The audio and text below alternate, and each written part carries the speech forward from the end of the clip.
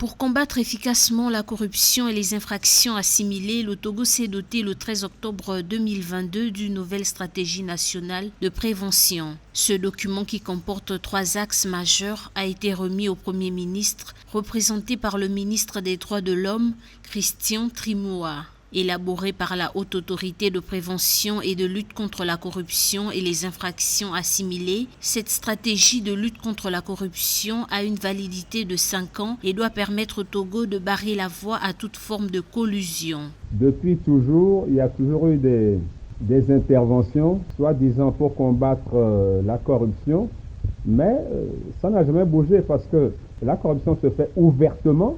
Dans la rue, les policiers raquettent, les douaniers raquettent, tout le monde raquette.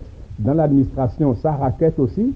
Et à partir de là, on ne voit jamais de sanctions. Les Togolais n'ont aucun recours contre ce racket lié à la corruption. Donc à partir de là, cette corruption s'inscrit dans une culture de l'impunité politique qui existe au Togo. À partir de ce moment-là, tout ce que le pouvoir prétend faire contre la corruption n'est pas crédible et n'a jamais été crédible puisque la corruption n'a jamais cessé, elle n'a fait qu'augmenter. Le premier axe de ce nouveau plan anticorruption vise le renforcement du cadre juridique et institutionnel de lutte contre la corruption dans le pays. Le deuxième souligne la mobilisation de tous les acteurs et secteurs d'intervention confondus à la lutte contre la corruption. Conformément au dernier axe, des actions seront menées pour renforcer l'intégrité, la transparence et la qualité dans l'administration publique. Donc, toutes ces mesures-là, ça apparaît pour les Togolais comme du cinéma.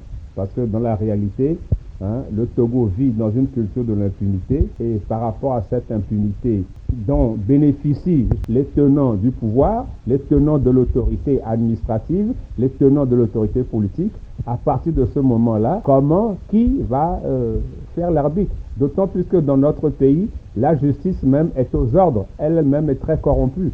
Alors, qui va surveiller qui va corriger qui? Voilà le gros problème qui se pose au Togo. Le Togo vise à travers ce nouveau document à mettre en œuvre la Convention des Nations Unies contre la corruption qu'il a ratifiée en juillet 2005. Selon le ministre des Droits de l'Homme, de la formation à la citoyenneté et des relations avec les institutions de la République du Togo, Christian Trimouha, il marque également l'engagement du pays à lutter contre ce fléau.